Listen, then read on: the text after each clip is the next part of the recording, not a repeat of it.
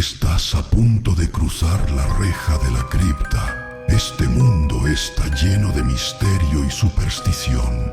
Casi nada de lo que escuches y veas tiene explicación, o puede que todo sea producto de tu psique inquieta. Vamos, atrévete, cruza la puerta y adéntrate.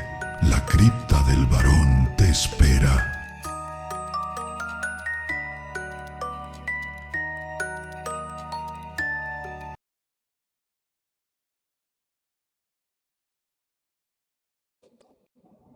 Buenas noches, compañeros del misterio. Hoy vamos a tratar un tema bastante raro. No se habla mucho, algunas veces sí se habla, otras veces no se habla, se tiene como una cosa extraña, pero vamos a hablar de los encuentros en campos de batalla. ¿Qué quiere decir esto? Los fantasmas o apariciones extrañas que ha habido en conflictos o en momentos después. Ya ha entrado el compañero Michael y está aquí. Vamos a darle ahora. Ya estamos aquí todos.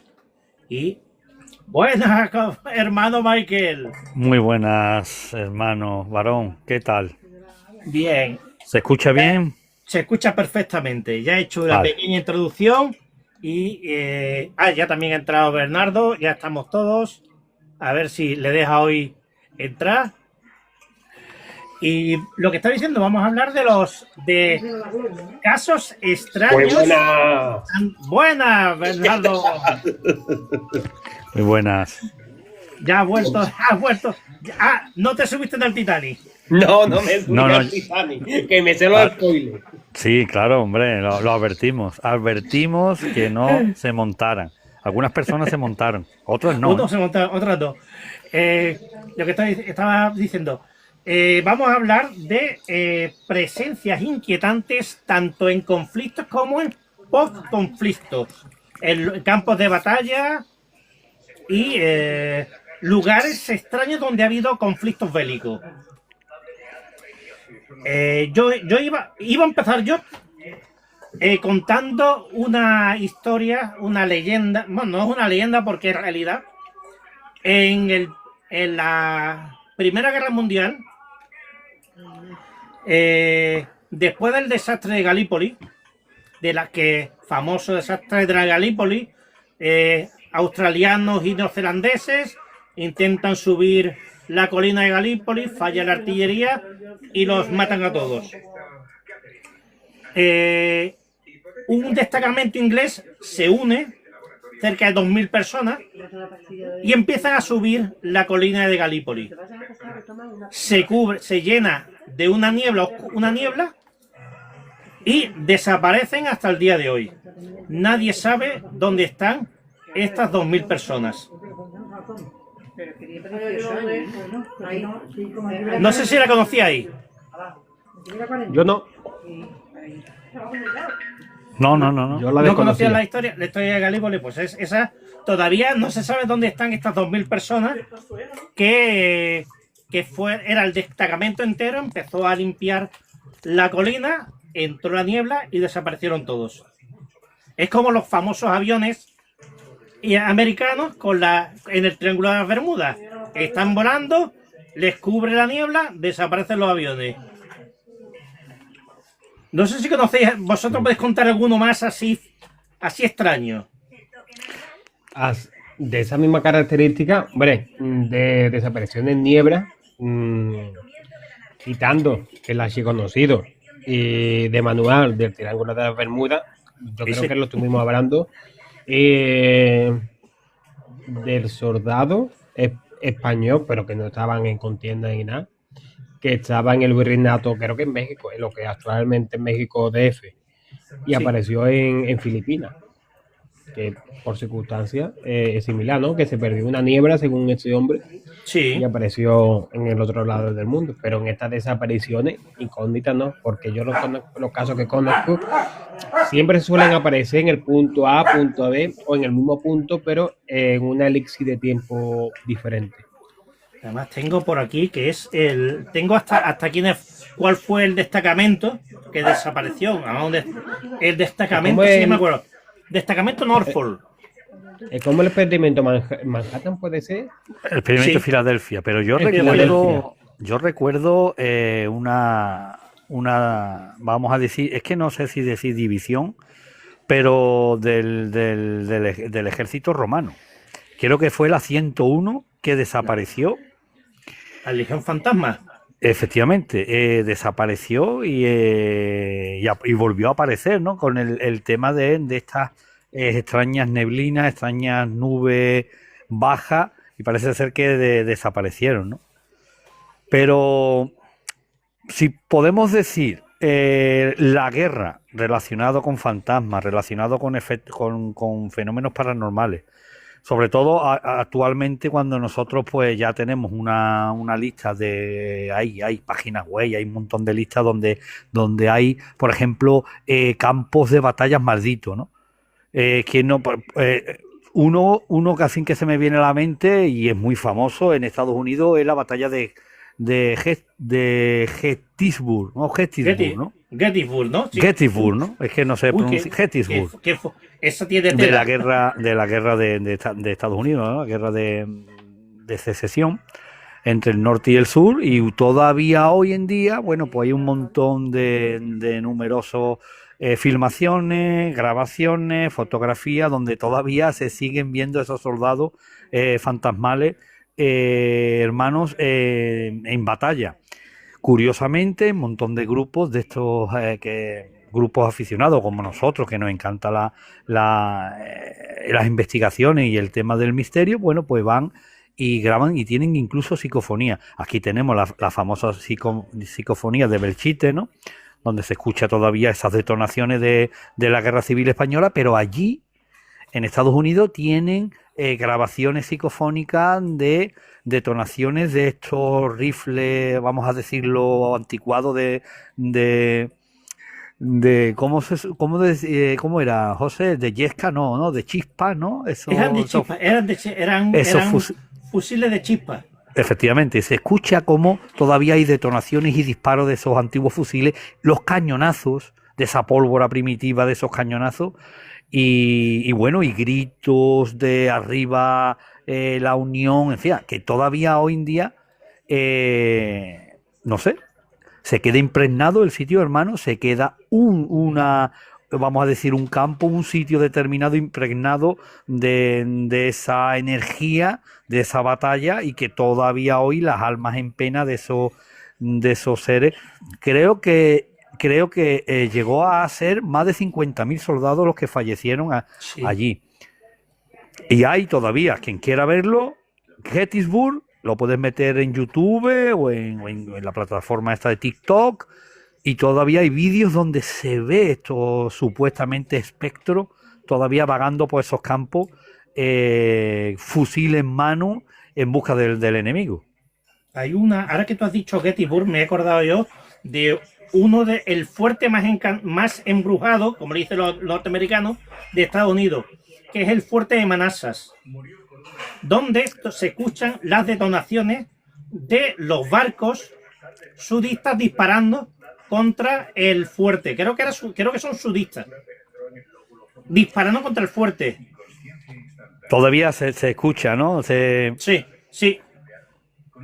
Y los gritos lo que tú dices, gritos de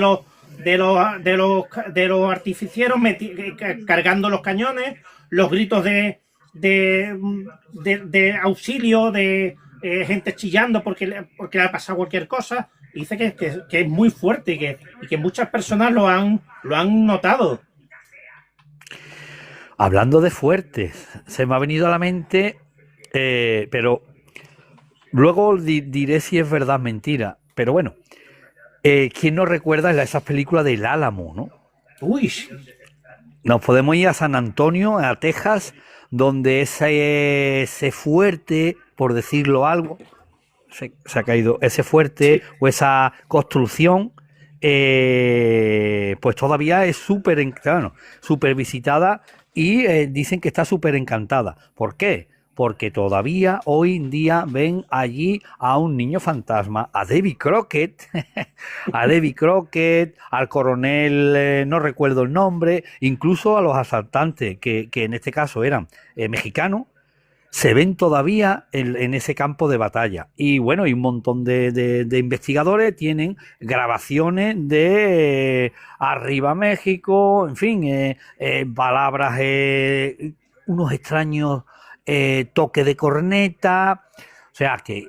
Y bueno, y sin contar esos disparos, incluso sonido de caballo, sonido de...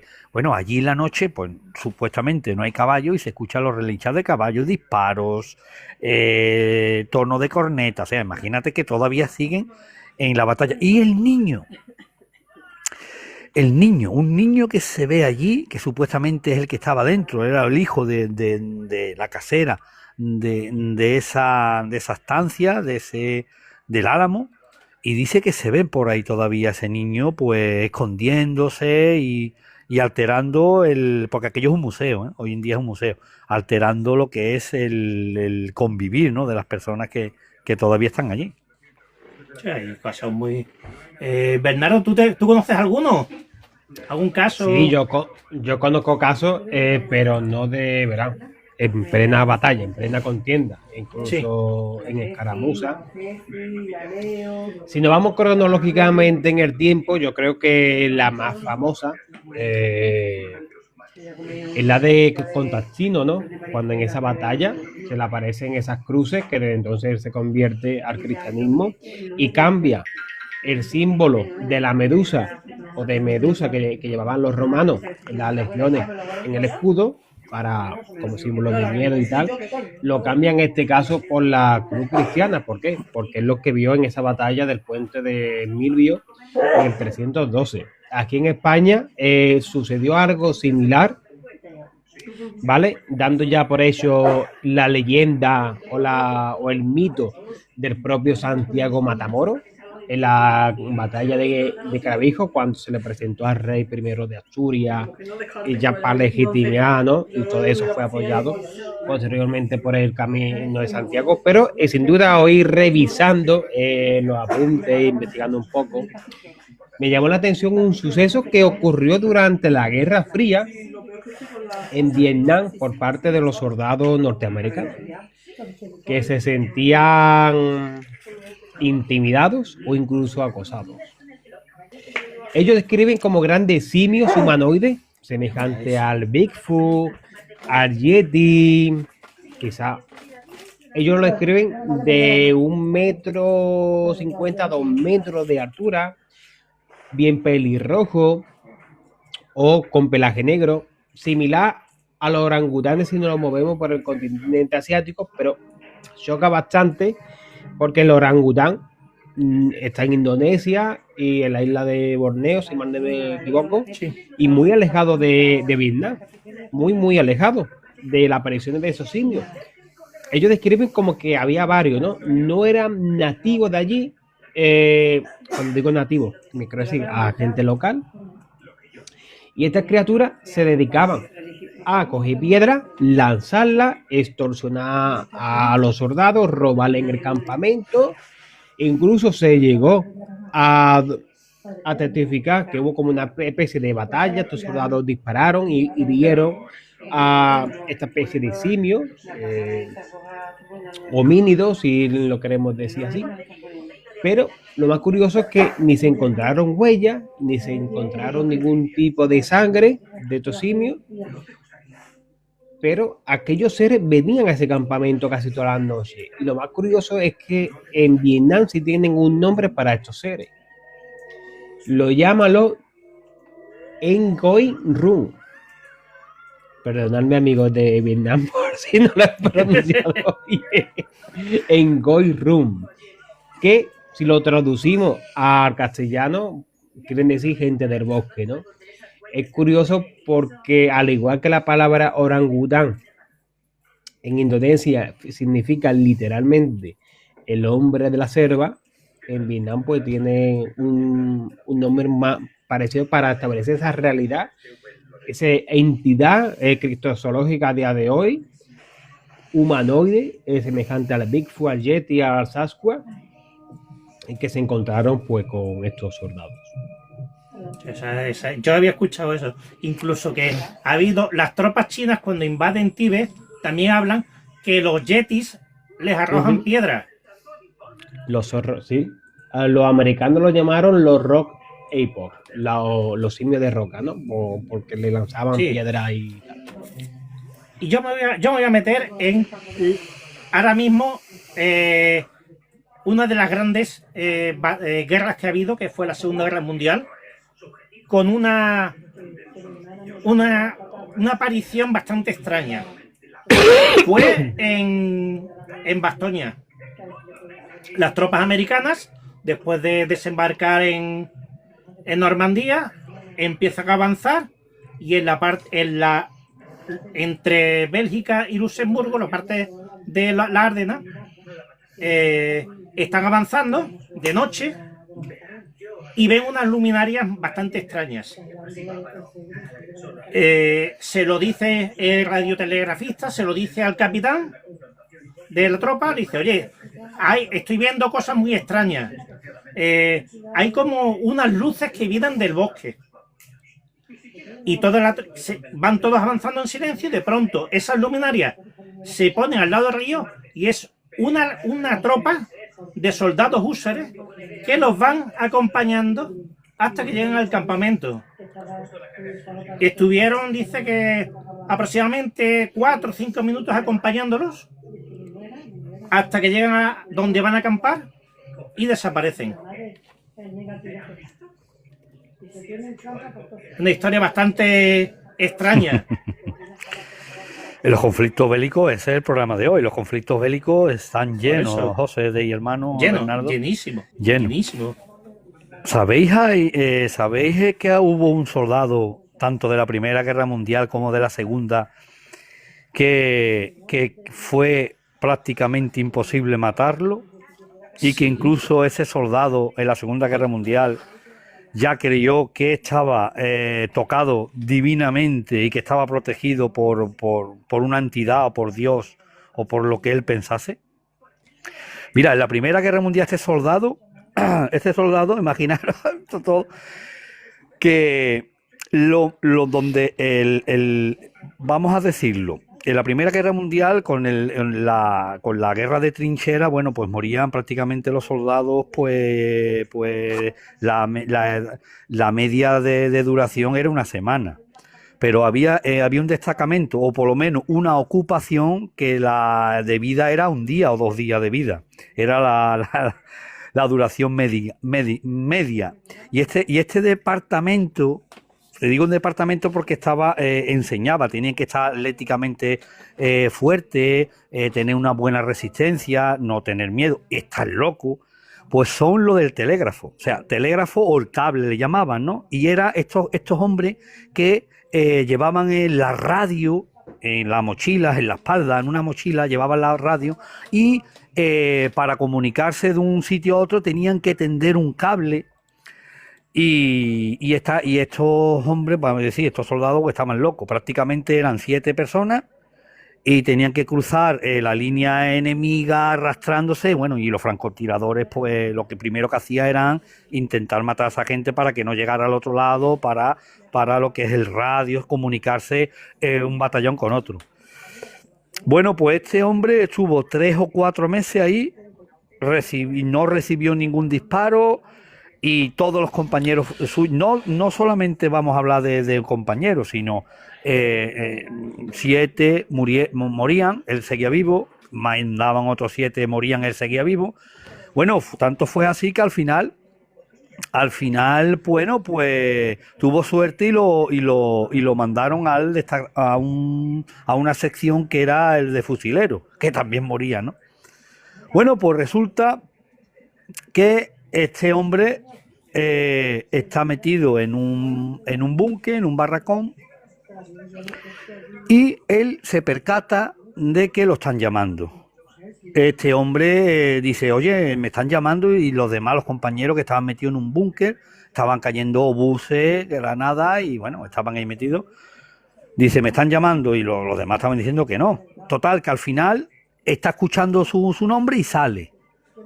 Con tan buena suerte que al salir cae dentro de ese búnker un obús y explota. Los 25 compañeros mueren en el acto y él, bueno, pues él queda herido, queda un poco ciego, es sordo, ¿no? Y bueno, lo evacúan y bueno, lo evacúan y se lo llevan a un hospital y a partir de ahí termina la Primera Guerra Mundial y él está convaleciente, imaginaros, ¿no? En la Segunda Guerra Mundial, bueno, pues intentaron matarlo unas 45 veces. Incluso le llegó a estallar una bomba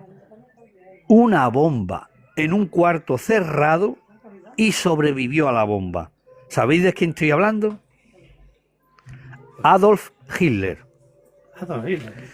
Adolf Hitler, en la Primera Guerra Mundial, en el tema del obús, dice que él escuchó una voz como le decía, Adolf, Adolf. Y salió como diciendo, ¿quién me está llamando? Y en ese momento entró el obús en el búnker y mató a todos sus compañeros. Él salió herido, se quedó ciego momentáneamente y en el hospital, lo trasladaron al hospital y en el hospital fue cuando Alemania claudicó y cuando terminó la Primera Guerra Mundial estando él en el hospital. Se recupera, le hicieron, era cabo ya, hicieron cabo. Y en la Segunda Guerra Mundial unas 45 veces intentaron matarle. Mira, una de ellas fue en un tren. El tren privado de Hitler tenía que ir desde Berlín a Polonia, ¿no? No recuerdo cuánto era, pero era por lo menos 300 kilómetros de 300 kilómetros de recorrido. Bueno, pues los partisanos y la resistencia polaca tenían un contacto dentro de la SS, de la Guardia Personal de Hitler, y resulta que sabían la hora que tenía que pasar por un punto clave, que era una especie de puente. Bueno, pues pusieron una bomba y efectivamente, a la hora indicada, pasó el tren de Hitler. Pusieron la bomba, hicieron descarrilar el tren, murieron un montón de mandatarios de la SS, de la Waffen-SS. Murieron cerca de 250 personas en ese tren. La victoria era segura. Ya empezaron incluso a decir en la resistencia que Hitler había muerto. La sorpresa fue, eso fue a las 11 de la noche, la sorpresa fue que a las 8 de la mañana Hitler estaba en Polonia en el destino final. Resulta que en el último momento Hitler quiso ir en coche, se montó en el tren y dijo, no, me voy en coche. Lo de la bomba fue la operación Valquiria, lo de la bomba fue eso, le estalló una bomba a 1 metro de distancia y le salvó una gran mesa de roble y justamente una pata, no era una pata, era un tabique de madera que el portador de la bomba puso el maletín o la bomba al lado de Hitler. Sin embargo, no se dio cuenta que lo puso al otro lado de esa gran viga de madera o esa tabique de madera, y al explosionar salió en dirección contraria. Mató a 4 de sus mejores hombres y hirió a 11 creo que a 11 Bueno, pues Hitler, después de salir ileso, también quedó un poco sordo de un oído y unos rasguños. Al otro día fue al hospital a ver a los fallecidos, no, a ver a los heridos, ¿no? Ahí él mismo llegó a contarle a sus íntimos que estaba tocado por lo divino, que era imposible matarlo. De hecho, al final de su vida supuestamente se suicidó, se llegó a matar él, ¿no? Así que imaginaros como una persona durante toda su vida está en 2 grandes guerras y nadie consigue matarlo y al final él se mata solo. Decían también que lo intentaron envenenar con vino y no le hizo efecto el vino, el veneno. No le hizo efecto el veneno. Que aquí podemos estar hablando si tenemos realmente el destino escrito. Porque es curioso, es curioso. Sí, lo de Hitler, eso es increíble, ¿no? Bueno, lo de Castro, lo de Fidel Castro igual. Fidel Castro lo hacía, no sé si fueron 250 veces, o sea, más. Que si un puro bomba, que si veneno en el vino, que si... Y sobrevivía todo. O sea que... No, ha habido personas que no había forma de matarlas. El mismo Rasputín lo tuvieron que matar 4 veces. Efectivamente. Y no podían matarlo porque le dispararon, le envenenaron los pasteles. Lo tiraron al río y encima, lo congelaron, ¿no? Y encima salió. Lo apuñalaron y seguía vivo. Al final, el mismo río lo mató. Pero es que son personas que están, como dice, tienen baracas. Pero bueno, ahí me estoy acordando de casos extraños en batalla. En la Primera Guerra Mundial era muy normal, y todavía dicen que pasa, en la región del Somme todavía se ven soldados luchando en las trincheras. Bueno, la batalla del Somme fue la más sangrienta que hubo en la Primera Guerra Mundial. Se avanzaba metro por metro, se ganaba 1 metro y se perdía 1 metro diariamente. Y todavía dicen que están los soldados luchando allí. Sí. Que los han visto. Nos tenemos que remontar nuestra leyenda del romanticismo español de Gustavo Adolfo Bécquer, del Monte de las Ánimas, donde todo trasciende de que en la noche del difunto regresa a los antiguos templarios con los nobles de Soria para luchar un día más. Fallecen y regresan los esqueletos de aquel monte llamado de las ánimas. Monte de las ánimas, sí. Una historia bastante truculenta. Sí, me encantaría visitar Soria. No, yo todavía me queda Soria por ver. Un sitio, y esta aparición la he visto yo, me ha pasado a mí. Entre Jimena de la Frontera y Cortes de la Frontera está la ciudad de, la antigua población de La Sauceda.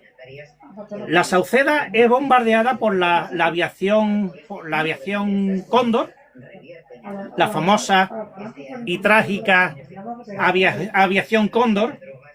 Lo bombardea hasta los cimientos. Se queda solo en pie la iglesia.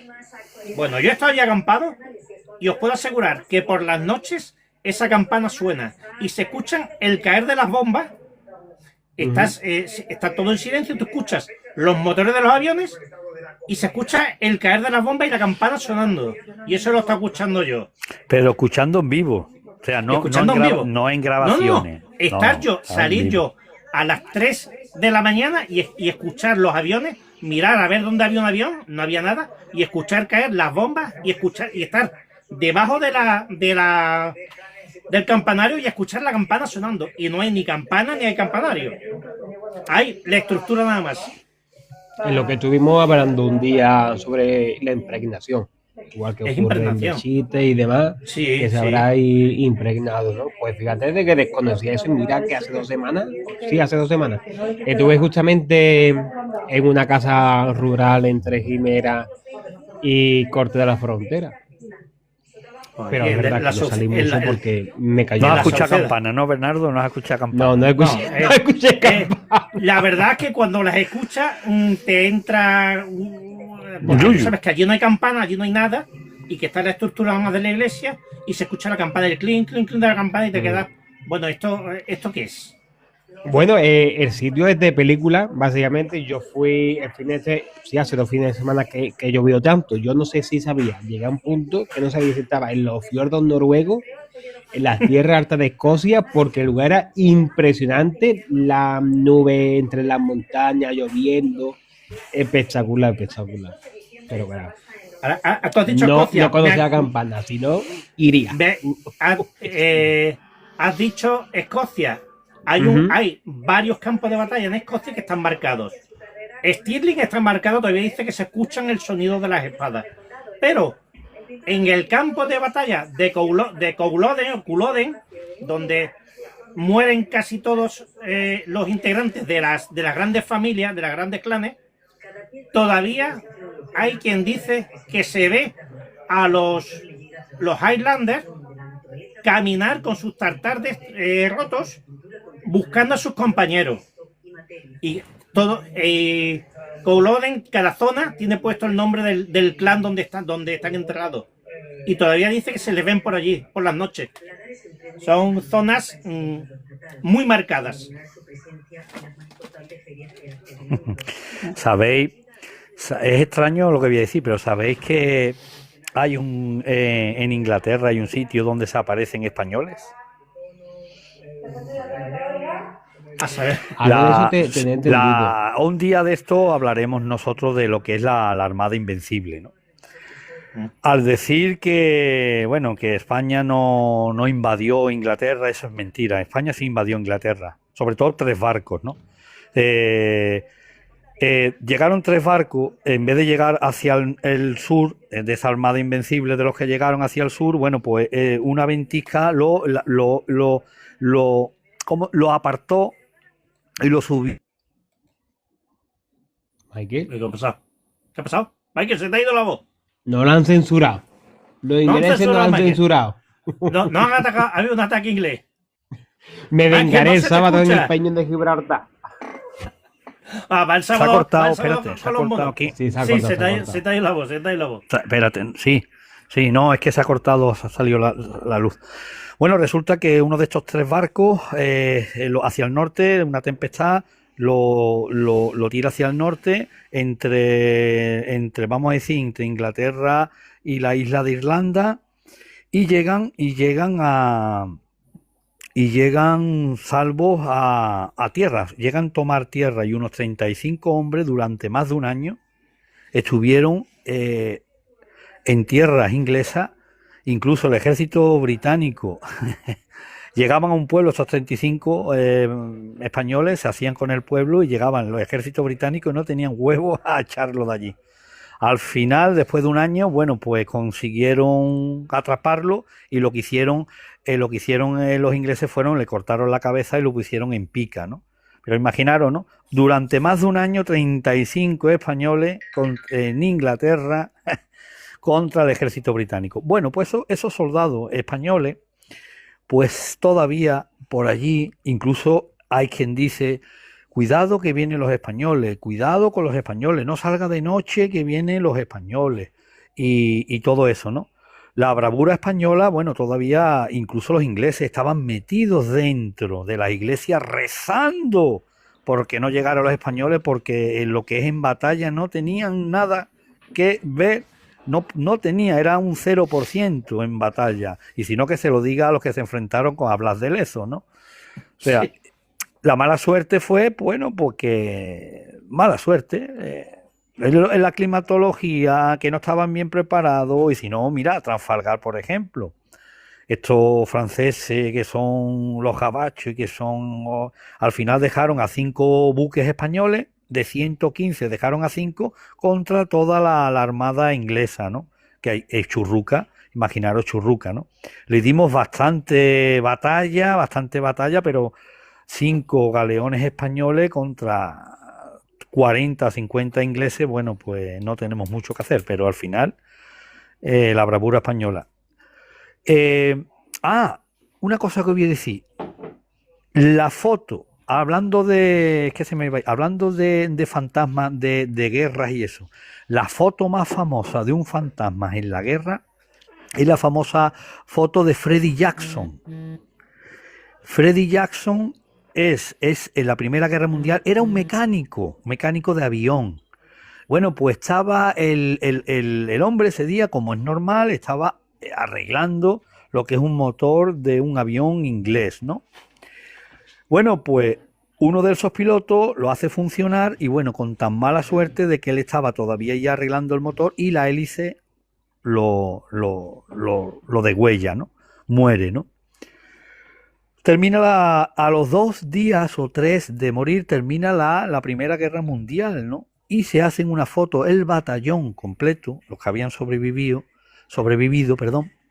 el batallón completo, Y en esa fotografía sale Freddie Jackson y sale detrás de su amigo íntimo y se ve perfectamente, quien quiera que lo compruebe, el fantasma de Freddie Jackson, y se ve perfectamente el rostro de una persona asomándose por detrás de su amigo, ¿no? Es una fotografía donde sale multitud de soldados ingleses de la aviación, ¿no? Del ejército del aire, y arriba, en el fondo, detrás de su amigo, aparece perfectamente, y todos los que lo conocían la han reconocido como Freddie Jackson, ¿no? Imagínate la fotografía de su batallón, y él tenía que estar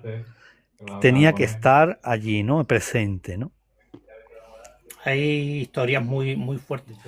Historias de aviones en la Segunda Guerra Mundial que son escoltados por biplanos ingleses en la batalla de Inglaterra sobre Londres. Además, yo he visto en el viaje a Londres, yo he visto eso, no sé si, yo creo que sería impregnación, 2 Spitfire volando por encima de una capilla y desaparecer. Si estamos hablando de apariciones extrañas durante batalla épica, el caso de los pilotos de los aviones es muy curioso, porque se pueden reportar tanto avistamientos criptozoológicos, ufológicos a día de hoy, que podemos tratarlo así, incluso divinos. ¿Por qué digo esto? Además, José tiene el suyo propio, no lo quiero desvelar. No.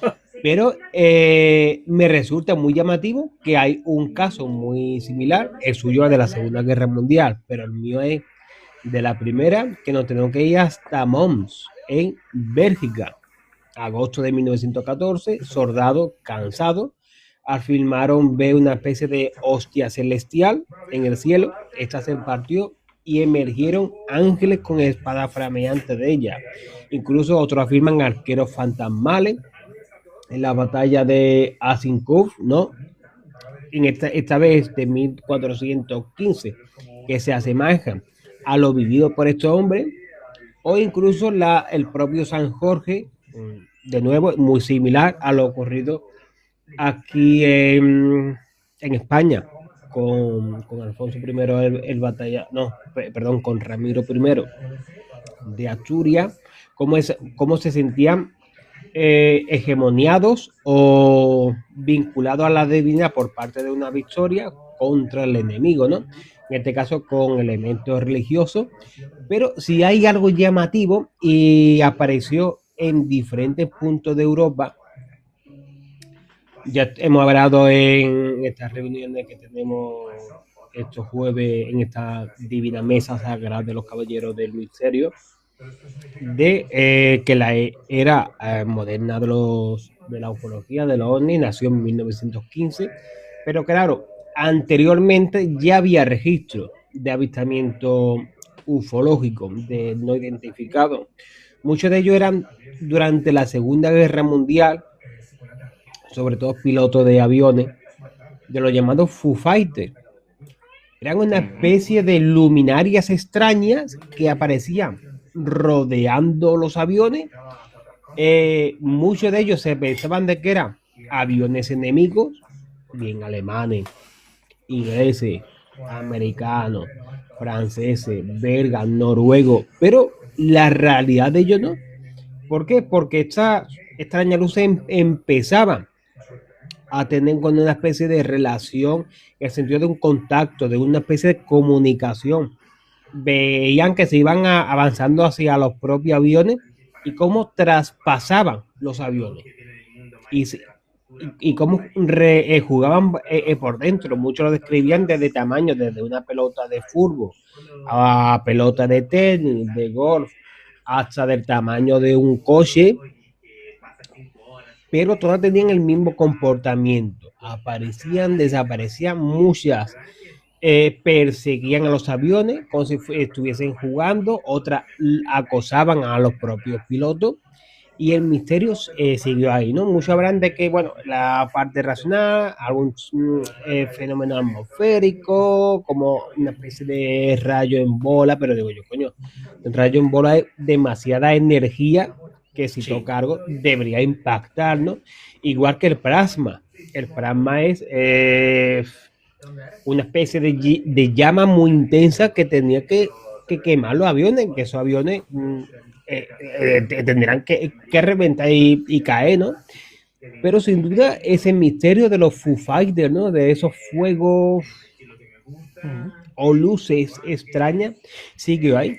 Y no se ha No sé vuelto a si- reportar después de la Segunda Guerra Mundial. No sé si tú conoces el caso, no sé si conocéis el caso que en Iwo Jima, famosa isla sagrada para los estadounidenses, donde la famosa bandera, las baterías de los acorazados dispararon contra luces que sobrevolaron la isla.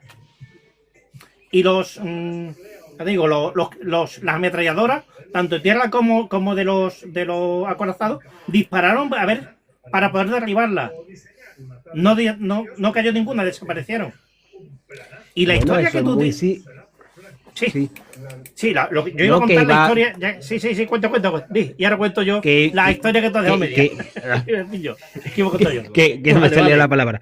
No, que iba a comentar que lo que está comentando es muy similar a lo ocurrido en Los Ángeles en 1942, que aparecieron luminarias sobre Los Ángeles, mucha artillería dispararon, porque se pensaban de que eran los japoneses. Pero desde Japón dijeron que no tenían constancia de un ataque kamikaze hacia Los Ángeles. Más de 150, más de 1500 proyectiles se dispararon ni tampoco rusos, nunca encontraron ni alemanes. Efectivamente se dispararon proyectiles. Algunos dicen, sobre todo en el ámbito más conspiranoico de Estados Unidos, que cayeron cosas y que podríamos estar hablando de un pre-Roswell. Pero poco más, no se sabe en el origen. Aparecieron sobre Los Ángeles. Es curioso que en el 54, con la ola masiva de los ovnis que hubo en todo el mundo, en el 58,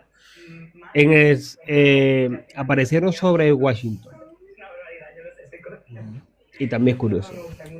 Lo que yo iba a contar, que la has dejado tú en el aire, Bernardo, y además que es la misma zona, es entre Francia y Bélgica.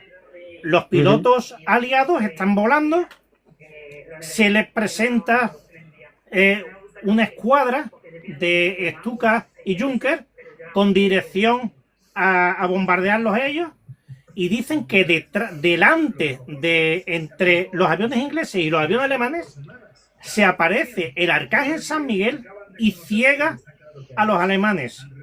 Los alemanes por radio dicen que hay algo que no les deja ver. Los ingleses hacen fuego y derriban a la mayoría de los aparatos alemanes. Otra historia bastante curiosa y bastante extraña. Pues sí.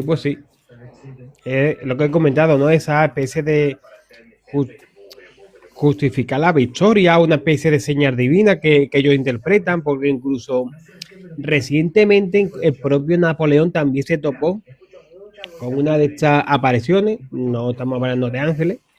Ocurrió en 1796 durante la campaña en Italia.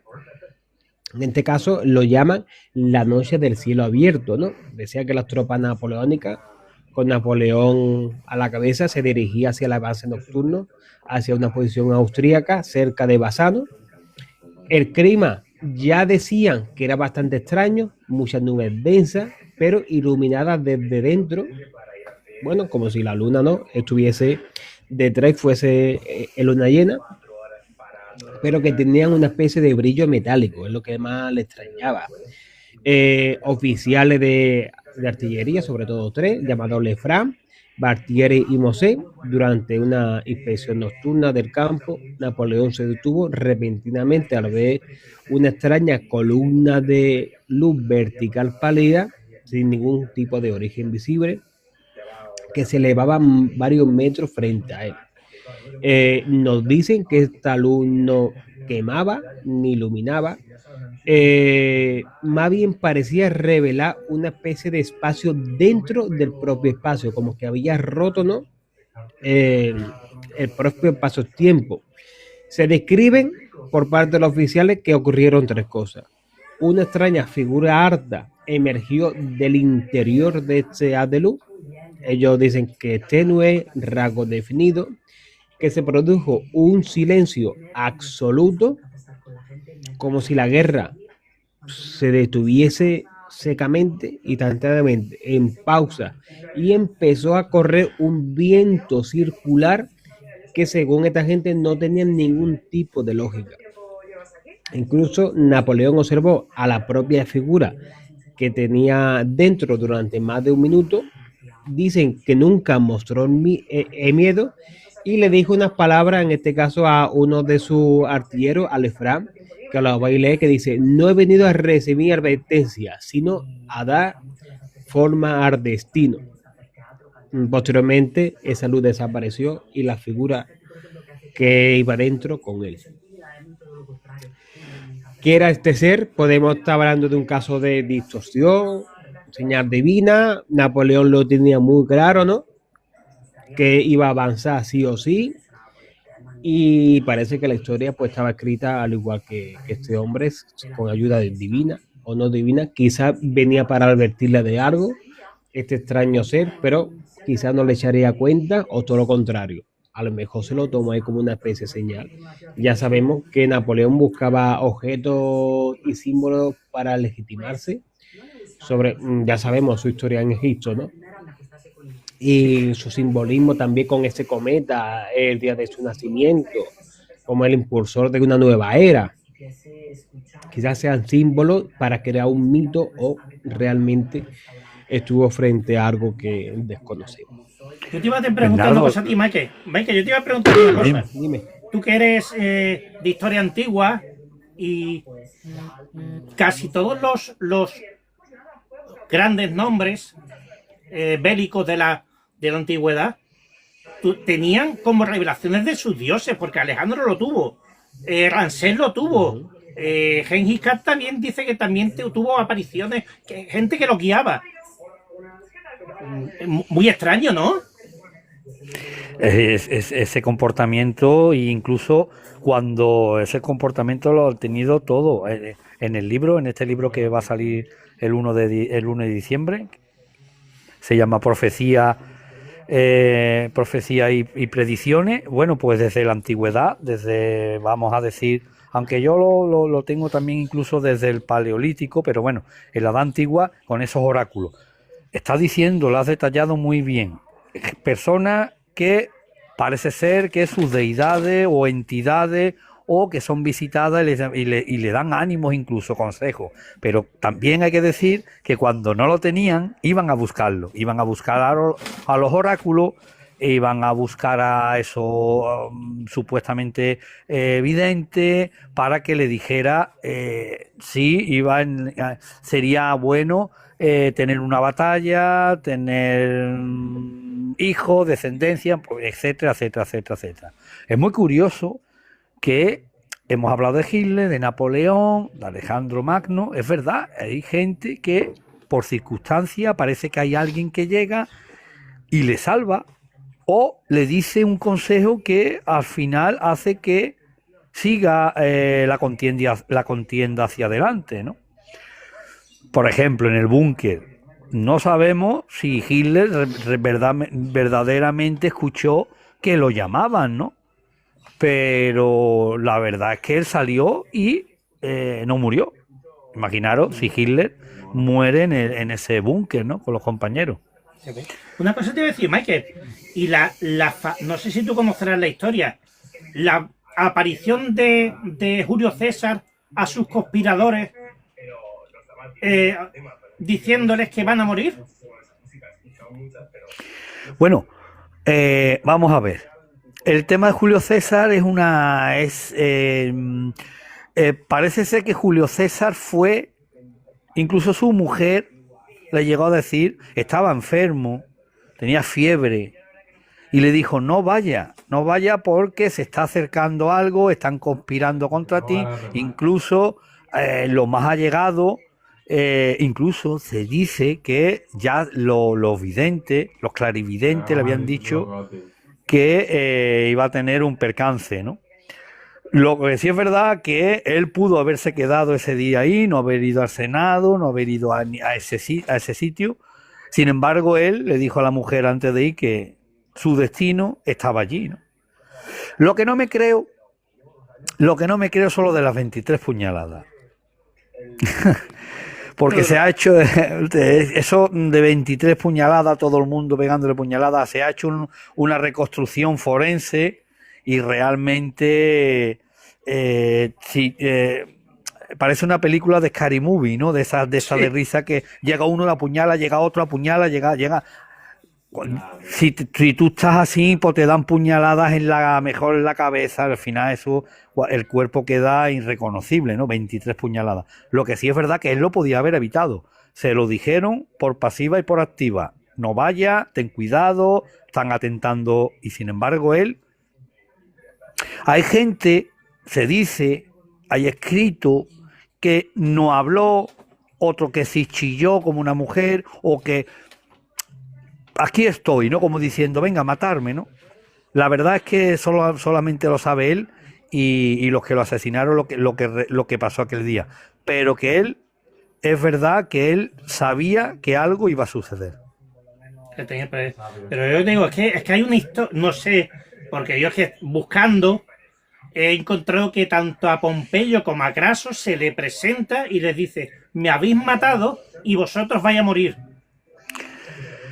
Yo creo que el arrepentimiento, bueno, vamos a ver, arrepentimiento no, pero yo creo que la conciencia de cada uno, bueno, en aquel entonces no es como hoy asesinato, se veía como cotidianamente el fallecimiento de personas, pero lo que sí es verdad es que en tu conciencia está lo que tú has hecho. Si tú has visto ese acontecimiento de ese asesinato, pues es normal que tú tengas pesadilla o tengas sueño y que posiblemente se te presente o crea que se te ha presentado Julio César y te ha dicho mira, me has matado y vas a morir. Mira, otra cosa también que dijo el tema de los templarios, ¿no? Hay escrito, hay personas que dicen que es una leyenda, la maldición que echó Jacques de Molay, o que sí es verdad. Lo que sí es verdad es una cosa, que 9 meses después estaban los dos muertos. O sea, que no es decir que lo dijera o no lo dijera Jacques de Molay. Lo que sí es verdad es que, extrañamente, Felipe IV, Felipe el Hermoso, rey de Francia, en una cacería, con un extraño accidente de caballo, se trompieza y al final muere. Y luego el Papa Clemente V, pues al final pues muere, pues parece ser que tiene cáncer o algo, y muere entre terrible sufrimiento, ¿no? Como dice Antonio Recio. Murió pues entre terrible sufrimiento. Que eso cuando les dijo, le dijo a Felipe, tú antes de un mes comparecerás ante Dios, y al Papa le dijo, y tú antes que termine el año. La verdad que eso es fortísimo. Porque hay quien dice... los sentenció a muerte a los dos.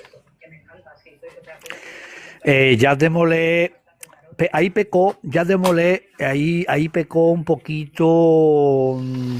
Él, más que un guerrero, era un gran maestre, pero como todo gran maestre, era un diplomático fantástico. Y él, o igual que Julio César, se lo advirtieron. Godofredo, un montón de gente le advirtieron, ten cuidado con el rey de Francia. Lo que él no sabía era que le iba a fallar Clemente V. Date cuenta que los templarios no era como que dicen, no, esos monjes son guerreros, es una orden militar eclesiástica que eran la guardia personal del Papa. Lo que hoy sería la Guardia Suiza eran los templarios.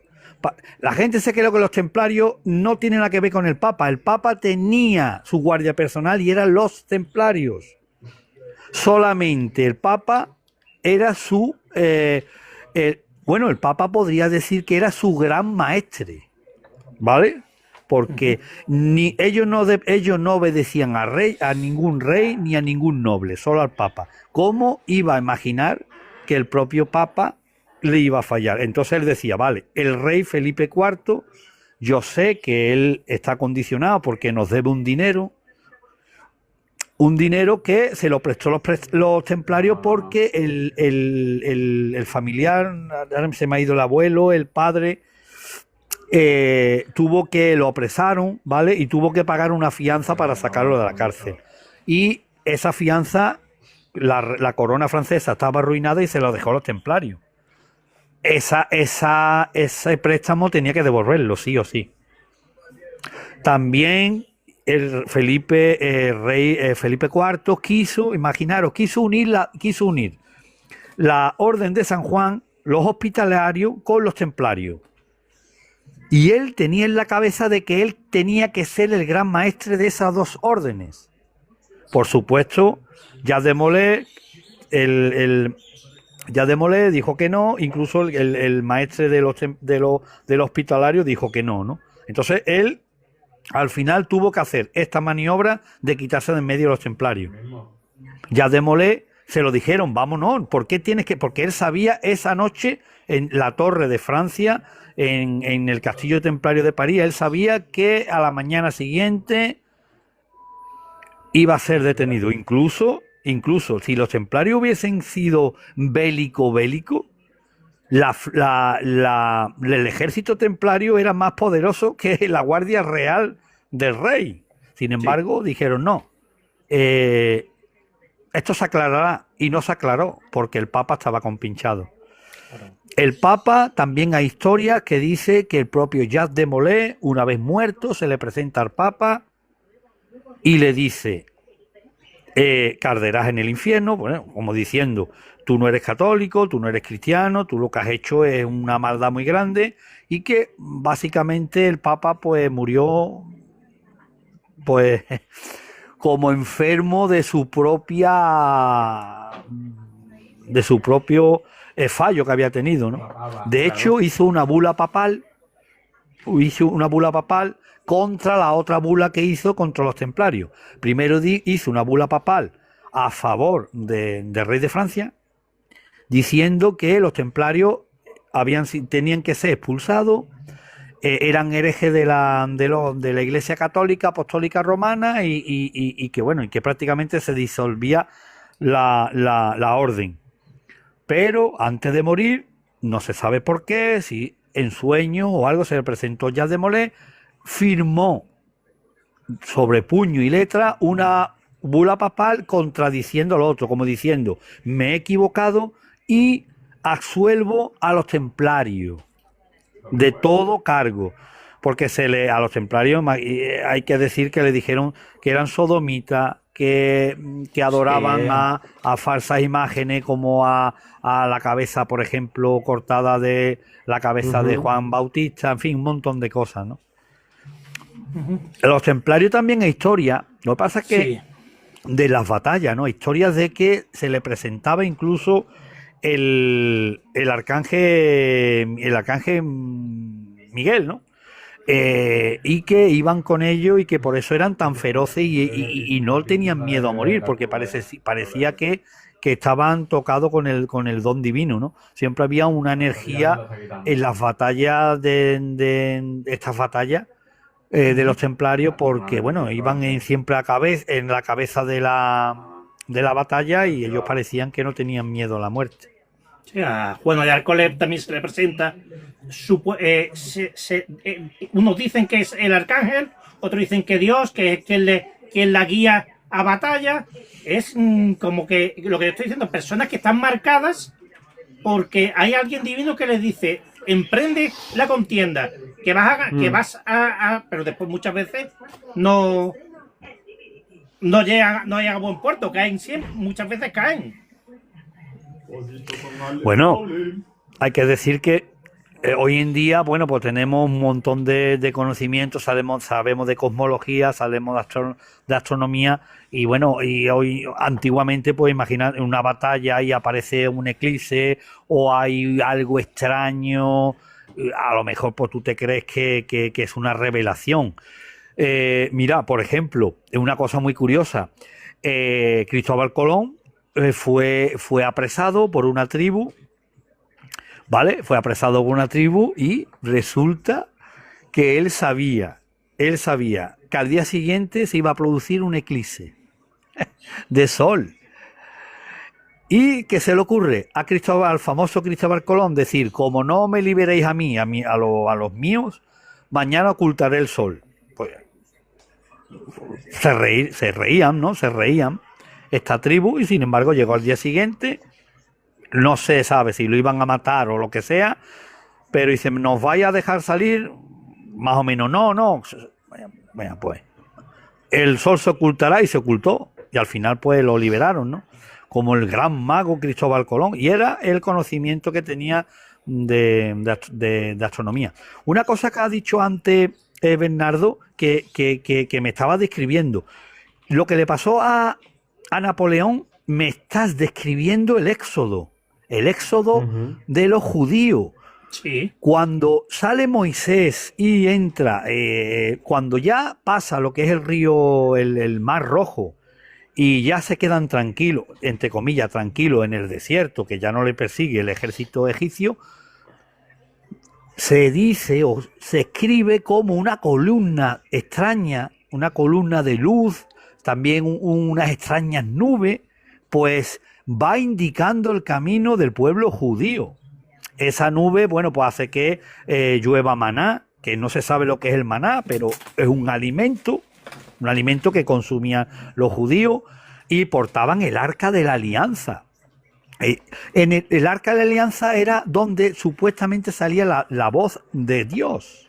Era como el teléfono móvil.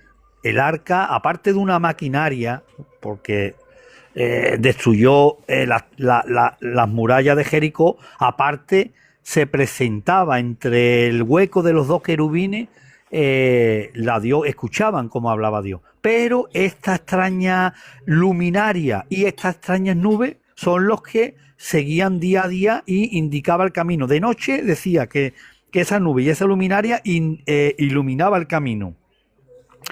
Y luego de día, pues el rayo de sol en el desierto, esas nubes hacía que estuviese el día más fresquito. Exactamente igual que lo que tú has descrito de Napoleón. Sí. Sí. Ahí, ahora que se me ha venido a mí, porque me van viniendo historias que voy conociendo, los japoneses decían que el dios Susano los guiaba en batalla y que le había dicho que la forma de vencer a los invasores era inmolándose contra ellos. La ceremonia del té, ¿no? Los kamikazes.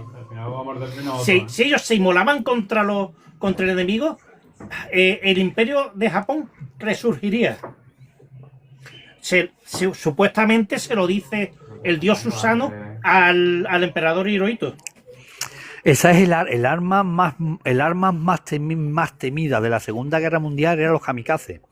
No había forma de detener, porque tú cuando estás disparando a alguien tienes dos opciones.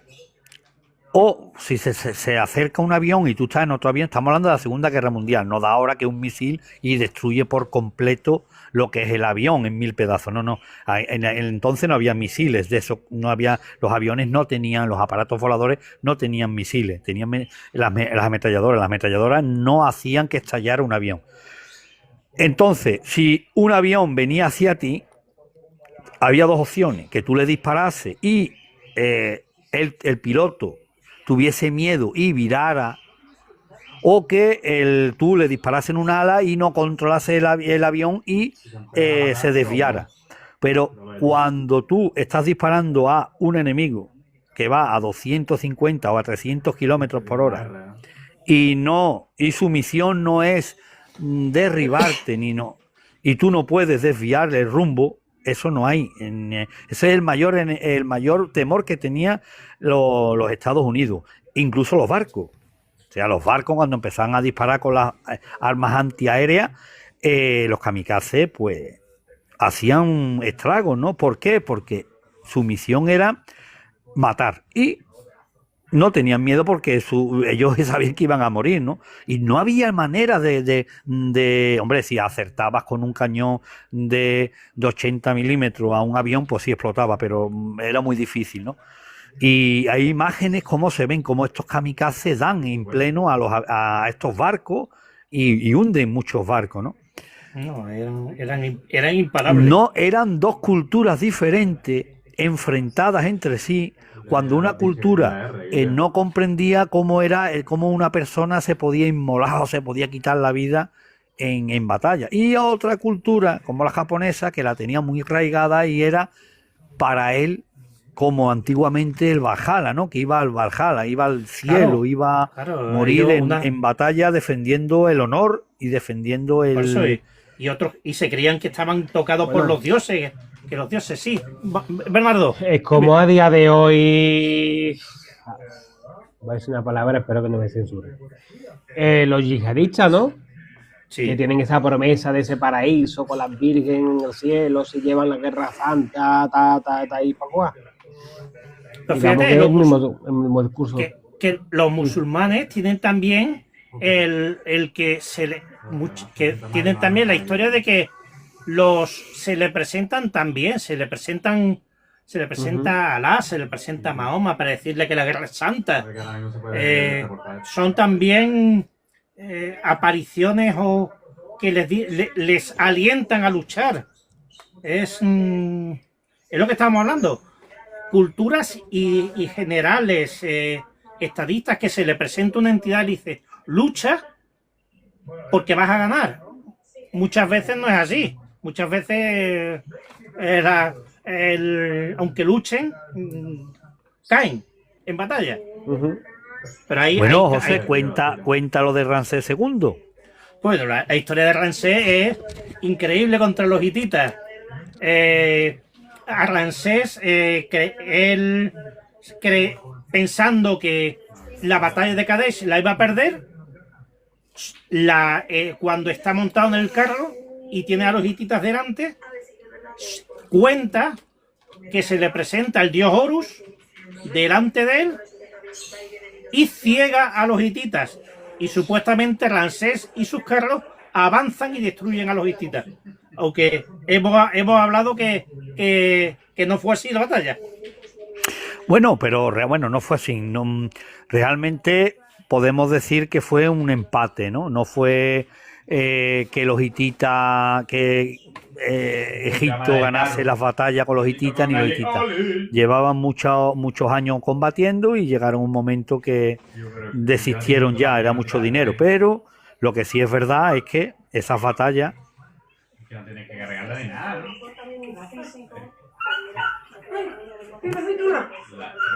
Espera. ¿Qué te pasa? Yo que no voy a... Ahí. Yo no sé para qué me salgo del huevo, te lo digo. Bueno. Nada, que estaba aquí, Sí, una cosa extraña por aquí, por casa, porque estamos en casa y aquí tengo perros y todo, y esas batallas grandes, lo he dicho, si tú ganas, y estos grandes generales, para hacer lo que hicieron, siempre tienen que tener una ayuda. Yo creo que siempre tienen una ayuda, entre comillas, divina, porque algunos sobrepasan la valentía de una persona normal y corriente. Luego también nos llega a nosotros alterado, igual como Leónidas, esos 300, no ni era ni en Leónidas así, tenía más de 60 años Leónidas, ¿no? Tú ves la película 300 y es un tío de 30 años fuerte, no eran 300, era muchísimo más. Y tenía 60 y pico de años, o sea, eso de fuerte y eso de bueno, en fin.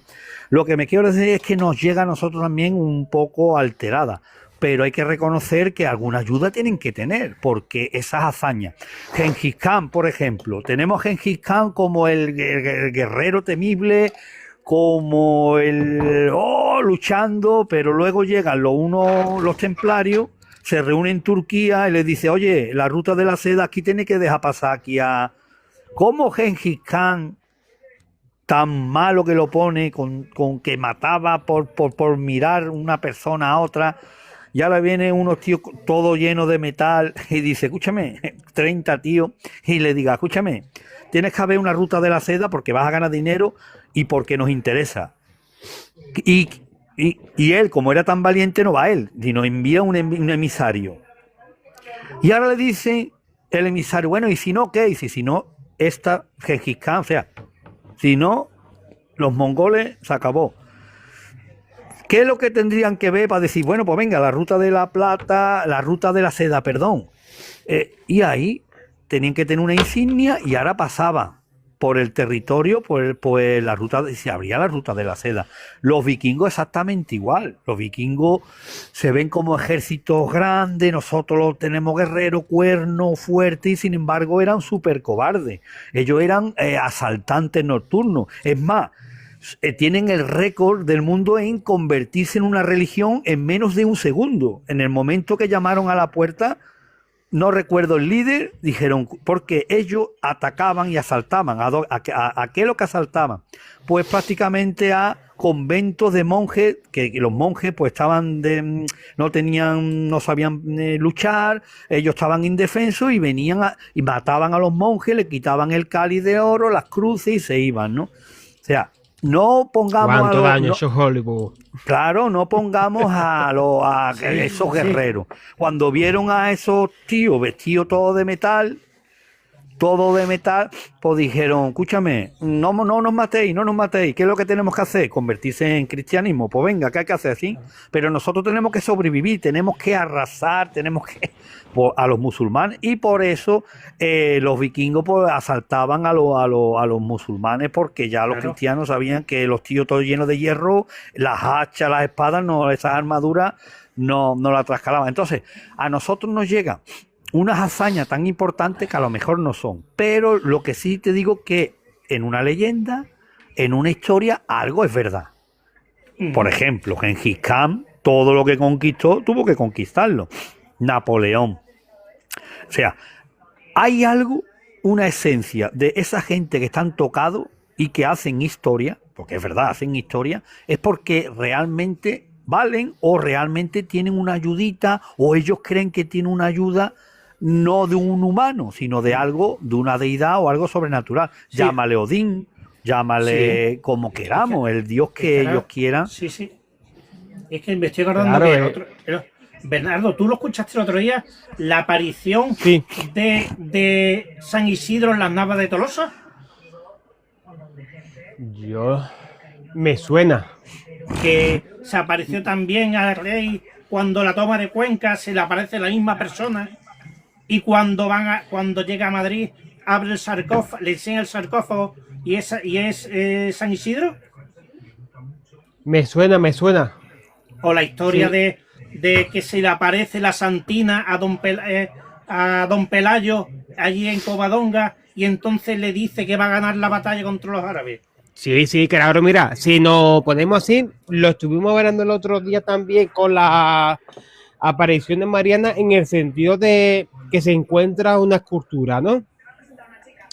Y que siempre se le da como un origen divino, en plan de una aparición, pero estuvimos hablando de que quizás sean esculturas que se fueron escondiendo por robos, saqueos o venida de los musulmanes en cierta época del tiempo. Pero sobre todo es un hecho muy importante que durante los tiempos de la Reconquista, en muchos pueblos y en muchas ciudades, sobre todo que si vemos los escudos de armas de las ciudades, la heráldica de local, podemos observar si realmente hubo algún tipo de aparición extraña, ¿no?, durante una batalla, bien porque el nombre está vinculado a una estrella y tal, pero sobre todo muchas leyendas locales atestiguan que durante el asedio y la batalla hacia la conquista de un lugar, sobre todo esto lo podemos ver aquí en Andalucía, siempre hay una intersección de la Virgen María en beneficio de las tropas cristianas. Vamos a irnos a nuestra tierra, 1248, creo que fue el 12 de noviembre, bueno, noviembre, una noche anterior de la toma de Sevilla y la llegada de los barcos de Cantabria, de la Armada Castellana desde Cantabria, que todo se unió, al propio rey Fernando se le apareció la Virgen María diciendo que no se preocupase, que las tropas se van a reponer y que al día siguiente, en cuanto amaneciese, iban a tomar Sevilla. Y se obró el milagro de Fuente del Rey, donde le mandó a clavar una espada en un cierto lugar donde nacería un manantial de agua y que todo el campamento bebiese de él. Así fue y así se hizo y todas las tropas bebieron y tomaron la conquista, ¿no? Pues como este hecho de la conquista y de la aparición de la Virgen, pues tenemos tantos santos, ángeles, extrañas luminarias vinculadas a la cristiandad, sobre todo en la Edad Media, en la etapa de la Reconquista, por toda la geografía española. Y todo esto lo he hecho mientras un tour por mi casa. Ya te hemos visto. Es lo que tiene ya el micrófono. Muy bien, muy bien. Pues esto solo pasa en directo a nosotros, ¿eh? Sí, que aunque no esté presente, pero escucho ya, bueno, ¿vale? Escucha, que hay muchas apariciones extrañas. Incluso últimamente en las guerras, no sé, siguen habiendo. Hay una historia que a mí me impactó mucho. Y es la historia del Jin. No sé si la conocéis. El Jin de Afganistán. Sí, de los genios, ¿no?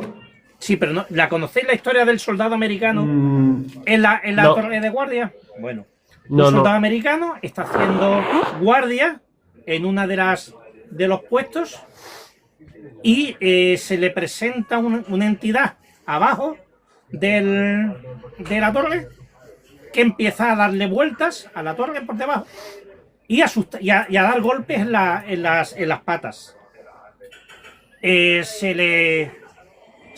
se le ocurre varias noches, hasta que una de las noches se sube este ser a la torreta y el soldado tira el fusil, se baja y sale corriendo.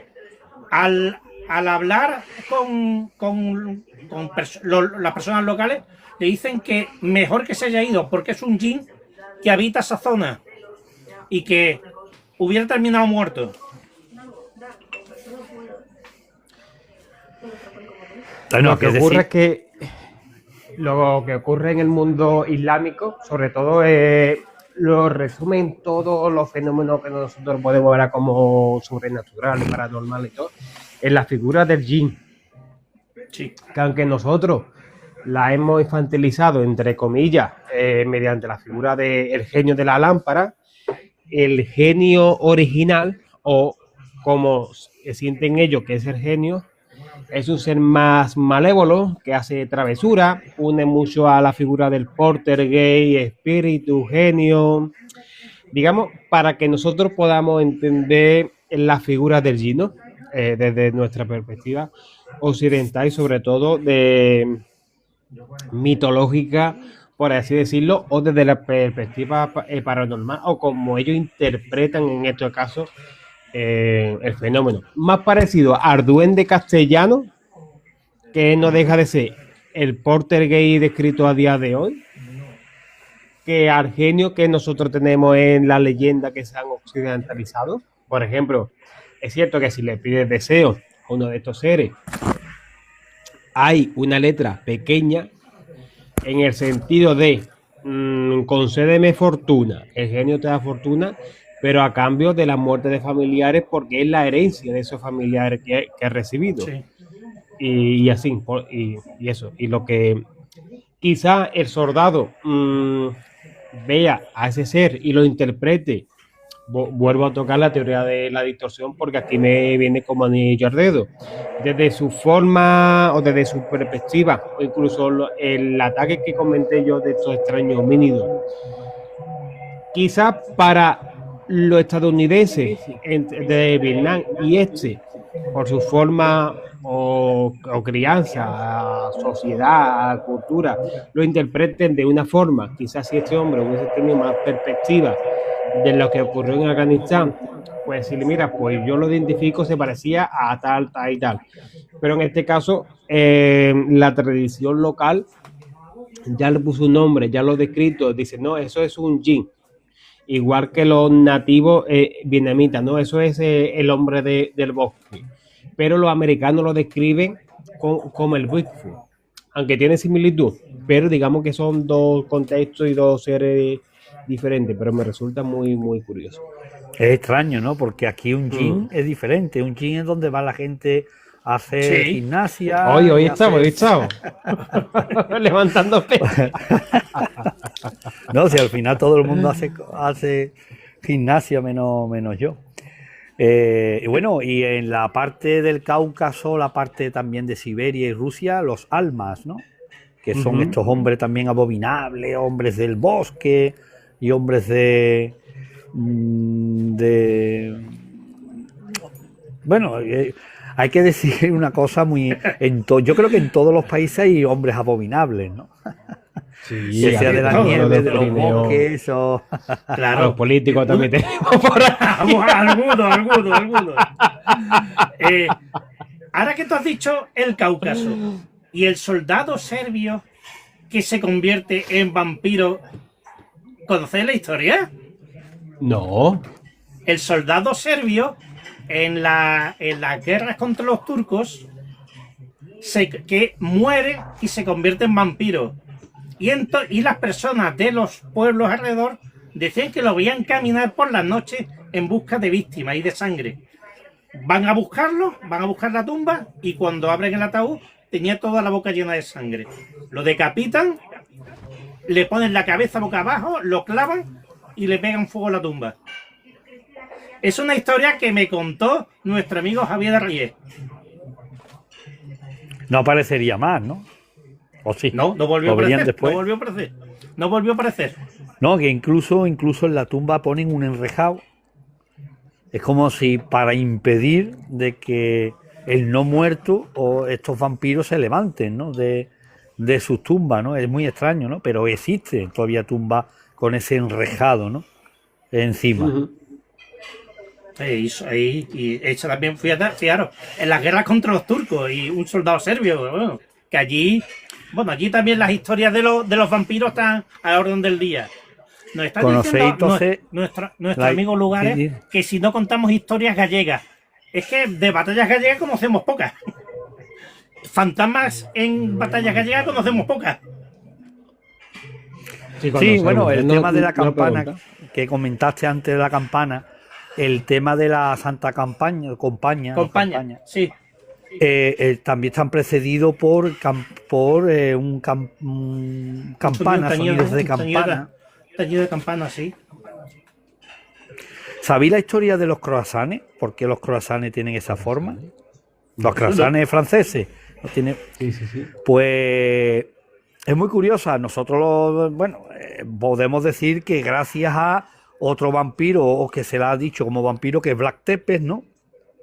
Que Vlad Tepes, muchas de las historias, otro también que está adornado, el hijo del dragón, el dragón rojo, está muy adornado. Y él lo que hizo fue ganar batallas solamente infligiendo miedo. O sea, infligiendo miedo ganó batalla, pero no es que fuera un sanguinario, eso era una obra de teatro, ojo, con víctimas, ¿no? Pero él consistía en que esos otomanos, esos turcos, no pasaran por su territorio. Él aguantó el ejército. En la parte de Rumanía, porque venía el ejército otomano, y sin embargo se asomaban y veían cómo ese hombre pues tomaba su aperitivo, ¿vale? Con gente empalada, todavía vivo, y él pues se comía su asado de cerdo con su compañía mientras se estaban quejando. Eso de que bebía sangre era porque bebía vino y como tenía los empalados al lado, pues se creían que estaba bebiendo sangre, ¿no? Pero bueno, era un carnicero, ¿no? Bueno, ¿qué es lo que pasaba en Francia? Que no se creían que ese hombre iba a parar el ejército turco. ¿Y qué es lo que hicieron? Pues hacer un pastel, ¿vale? Hornear un pastel en forma de media luna para que cuando llegasen los musulmanes, los otomanos, pues dijeran, mira, no matarnos porque nosotros tenemos también el símbolo de la media luna. Y no supo de que efectivamente Blas Tepe paró el ejército otomano en aquel. Imagínate que ese hombre no lo para, pues los otomanos hubiesen entrado dirección Rumanía, la Alemania, hubiese entrado ahí, ¿no? Sí. Tengo yo aquí a mi perrita, aquí. En fin, son historias que, bueno, son leyendas, puede ser verdad, puede ser mentira, pero lo que sí es verdad es que le debemos a ese hombre de que parara el ejército otomano, ¿eh? Sí, y Con el miedo, ¿eh? es que el miedo con hace, el miedo. el miedo hace mucho. El miedo hace mucho. Hay batallas que se han ganado con el miedo. Hombre, por supuesto, el tema vikingo, el tema de los escoceses, o sea, pintura, por ejemplo, los germanos, los pueblos germanos, esos gritos. ¿Tú sabes dónde hoy en día quién utiliza eso? Pero bueno, eso no vale para nada. En el fútbol australiano. En el fútbol La australiano jaca. hay unos cánticos antes del... La jaca. Sí, y eso es supuestamente antes de una batalla, bueno, pues tú tenías que meter miedo al enemigo, ¿no? Algunas veces, pues sí, algunas veces funcionaría, pero imaginaros esos germanos, por mucho chillido que pegaran, casi desnudos contra legiones romanas, ¿no? Armados hasta los dientes, con escudos, armas cortantes y puntiagudas. En fin, un montón de cosas que... Ahora que hemos estado hablando del miedo, me estoy acordando que tú esa historia la conocerás, Michael, y tú también la conocerás, Bernardo. Las trompetas de la muerte de los estucas. Sí. El sonido que tenían los motores cuando hacían un picado, ese sonido tan estruendoso que parecía una trompeta sonando, que hacía que los lugareños salieran corriendo porque pensaban que el mundo se iba a acabar, que estaban sonando las trompetas del juicio final. Sin embargo, ese ruido es a poner el motor en relentín con los 12 cilindros, esos motores 12 cilindros, ponerlo en relentín, el avión cae en picado, el aire penetra, cae en picado, cae en barrena, el aire penetra por partes del avión, también penetra por los cilindros y hace ese sonido. Cuando acelera, pues claro, acelerar hace ruido el propio motor y ya no se escucha el sonido ese. Los Stuka tenían que caer en picado, en barrena, para tirar esa bomba. Es la única opción que tenía. Porque si no, no podía tirar. Recordar que es la primera vez que se utilizan misiles, porque el Von Braun o Von Braun, como lo quieran llamar, con la V1 y la V2, son los primeros misiles intercontinentales o misiles de balística. ¿Qué significa eso? Un misil significa una bomba autopropulsada. La bomba atómica no era una bomba autopropulsada, era una bomba que caía a plomo, a fuerza de gravedad. Entonces los Stuka no tenían entonces tenían que tener ese picado para soltar, y tenían una especie de arriete que soltaban la bomba para que no le cayeran tampoco a ellos y tuviese tiempo también para remontar el vuelo. Hoy en día, pues claro, hoy en día le das un botón y sale un misil que tiene dentro un motor, por eso se llama misil, es una bomba y que se autopropulsa, ¿no? Pero en la Segunda Guerra Mundial, hasta la V2 o V1 no existía eso. Claro, ¿no? Y luego, con el miedo, lo que estaba diciendo, que el miedo es increíble. ¿Conocéis la historia del tambor del Bruch, no? Que un solo niño... No. ¿No conocéis la historia? Pues en Cataluña estaban los franceses. Y en la zona del Bruch iban a entrar, iban a arrasar con todo. Y un solo niño, desde el desfiladero, toca el tambor y los franceses se piensan que viene un ejército grandísimo a por ellos. Por el eco, ¿no? Por el eco en el desfiladero. Y un solo niño hace correr al ejército francés. Bueno, es curioso que hay muchos testimonios en batalla que escuchan el sonido de un tambor, Sí. pero no vienen ni de un lado ni del otro. Yo digo una cosa. Curioso, curioso. Yo si no sé si en el pasado, no sé si estoy reencarnado, pero yo no quiero ser el que toca el tambor en las batallas, ¿eh? Porque Es que ese tiene el las dos tambor- manos ocupadas, ese tiene las el dos tam- manos en el tambor, ¿eh? No tiene ningún arma. Yo creo que era el primero en caer. En los tercios era el primero en caer, además era un niño. Sí, Bueno, un niño, el niño en esa era un situación ya no es niño, no es tan niño. No, pero era un chaval, no sé qué edad podía tener los tamborileros eran para lo que nosotros pensamos era un niño, pues 10 años, 12 años, un niño con un tambor delante de los piqueros, pues también hay anécdotas de apariciones de tercios en Flandes.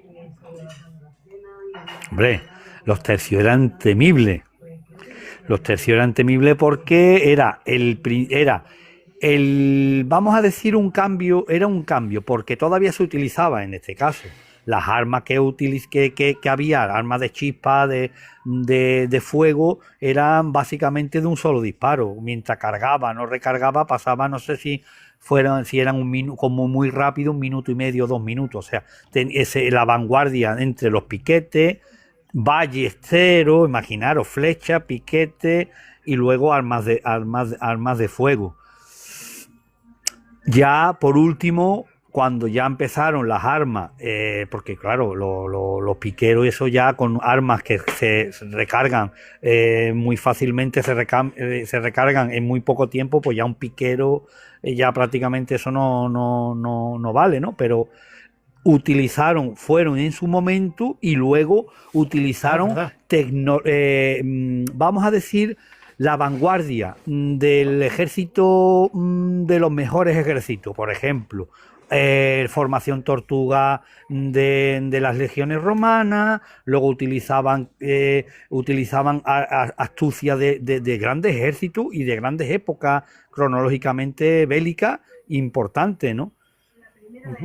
Yo no sé. Me están aquí hablando de si conocemos el milagro de Empel.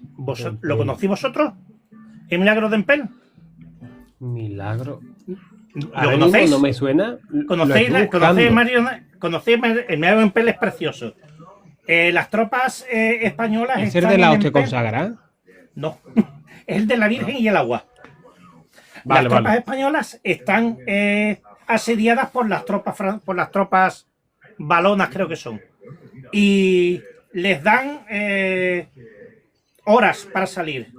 El grito de los tercios: aquí nadie claudica hasta que uno no esté muerto. Y viendo que van a perder, los van a arrasar a todos, los van a pasar todo a cuchillo. Están buscando y están allí recogiendo, y aparece entre las pajas y todo esto la imagen de una virgen. La ponen allí y le rezan y le piden que los salve de ser asediados.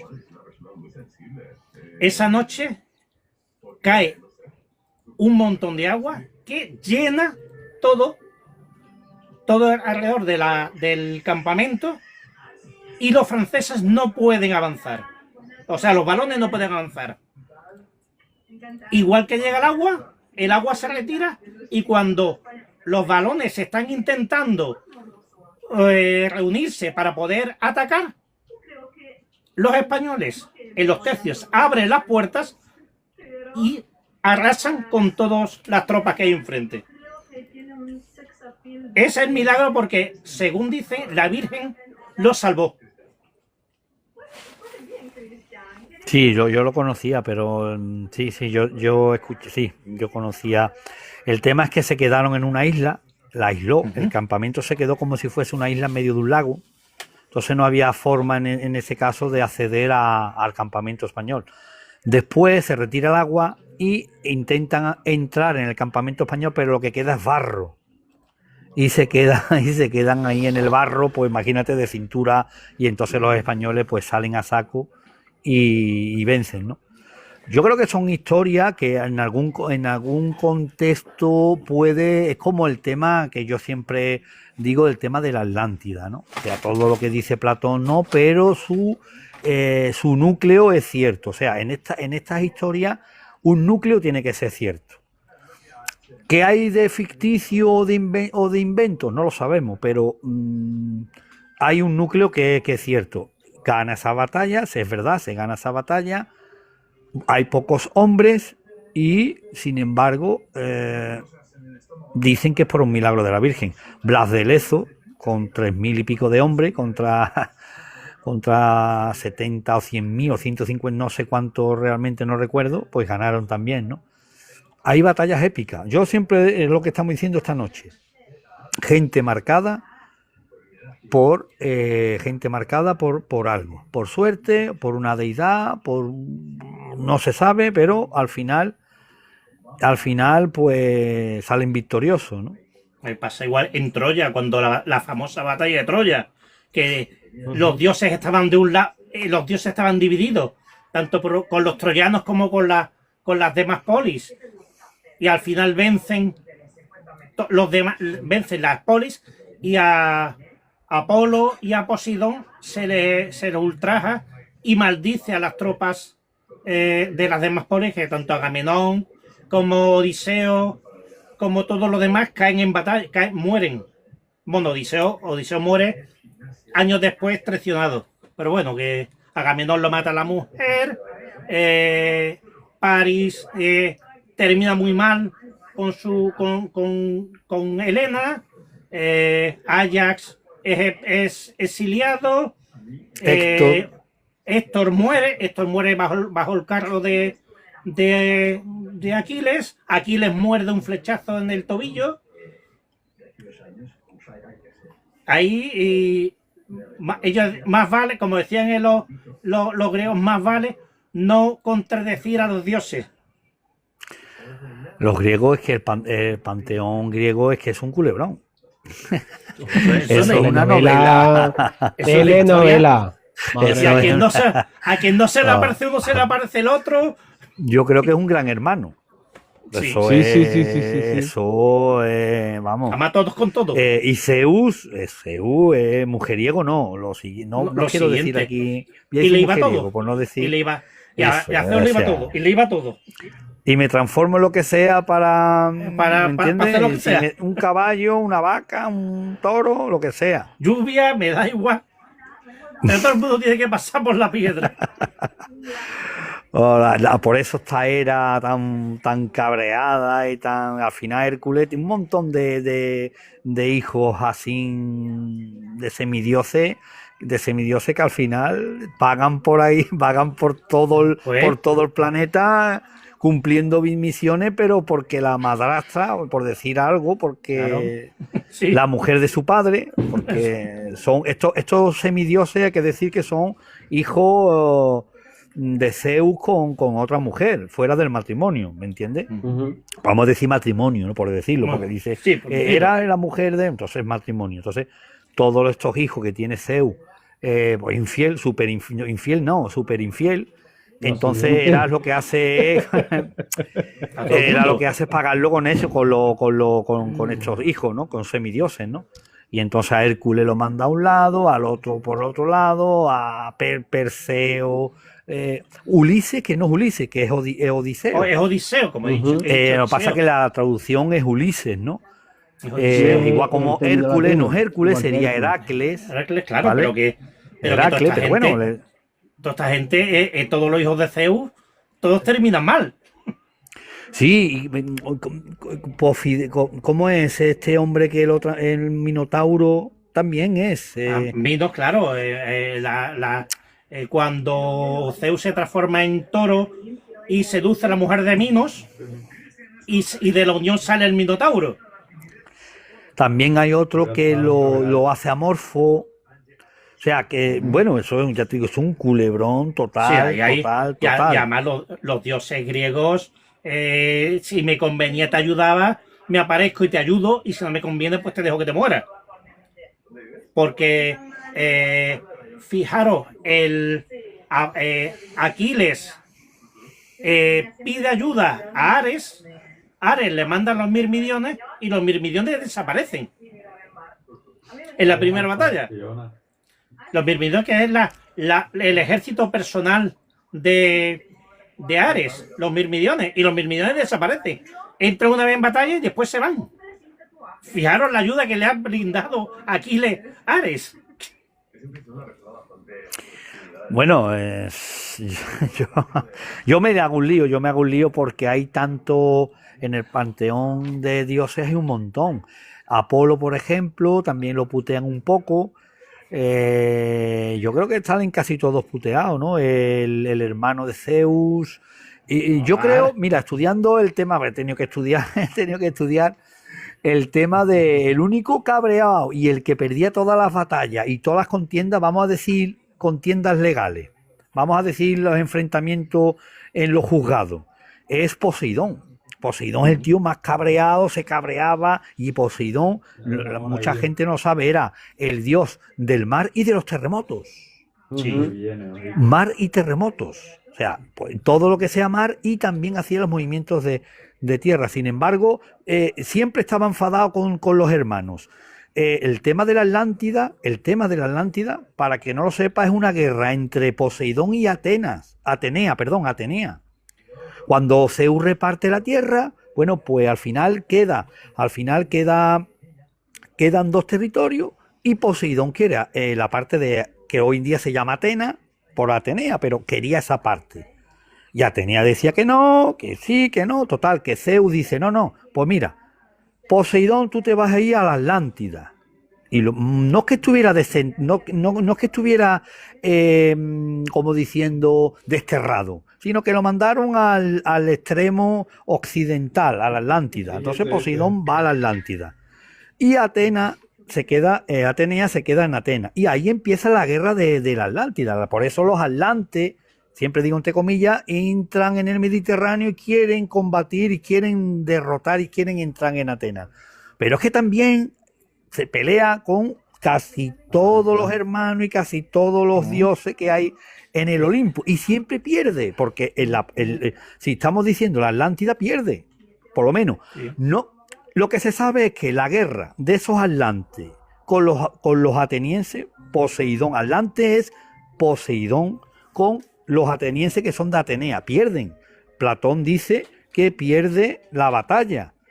¿Me entiendes? O sea que todas las batallas que ha tenido Poseidón con todos los hermanos la ha perdido. Poseidón ha sido el más desquiciado de...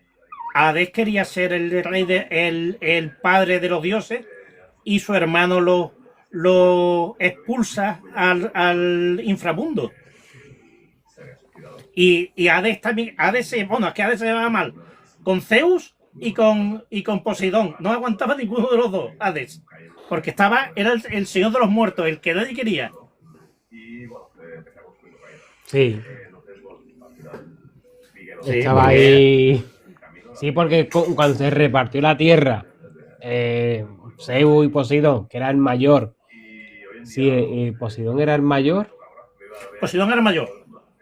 Sí, Hades el mediano y Zeus el pequeño, ¿no?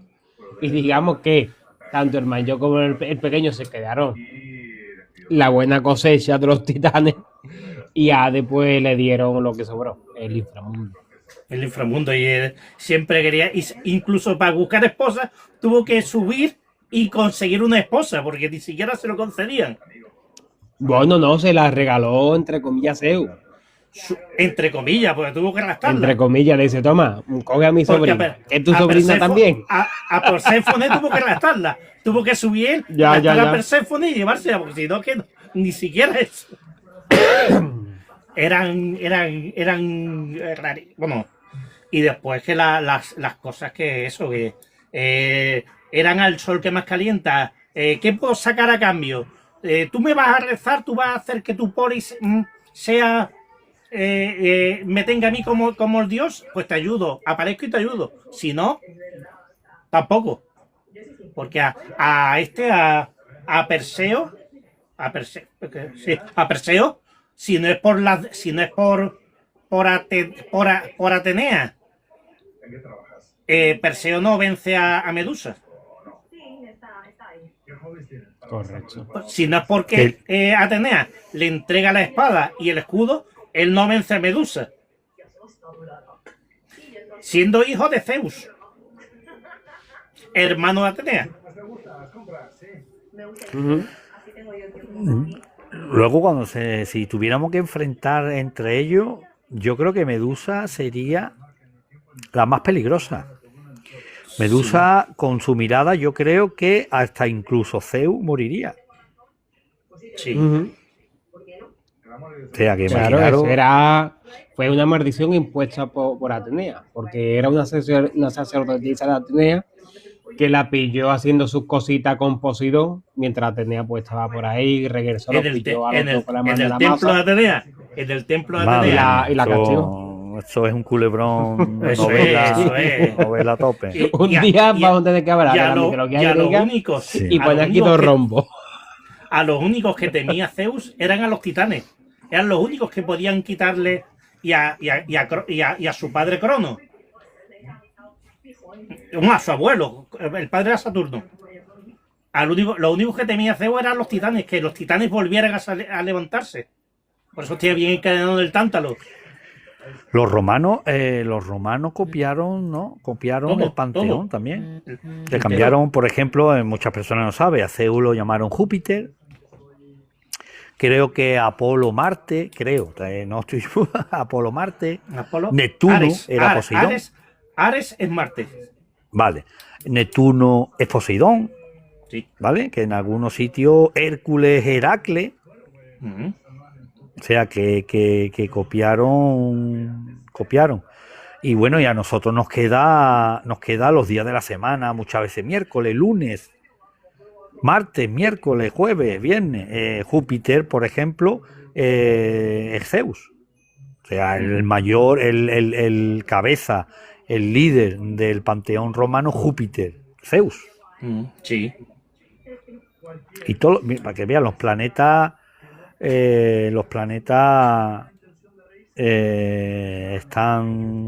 están puestos por eso, son dioses romanos. Sí. Urano, Neptuno, Plutón, Plutón. Mercurio también, es verdad, Mercurio, Mercurio, Venus. Mercurio que es Hermes, cambia mucho. Cambia mucho, pero bueno, esta gente que eran ahí, me estoy intentando acordar, pero de batallas que no ayudaran tanto un lado como otro y después que fueran imparciales, porque todos tenían lo que yo he dicho, o me rindes culto o no te ayudo. Claro, en Troya fue una pelea entre ellos. Entre las tres. Sí, Bueno, sí, lo entre del los tema- propios dioses. Sí, pero el tema de Troya, pues vale, puede decir, pues la hija de Helena, la mujer del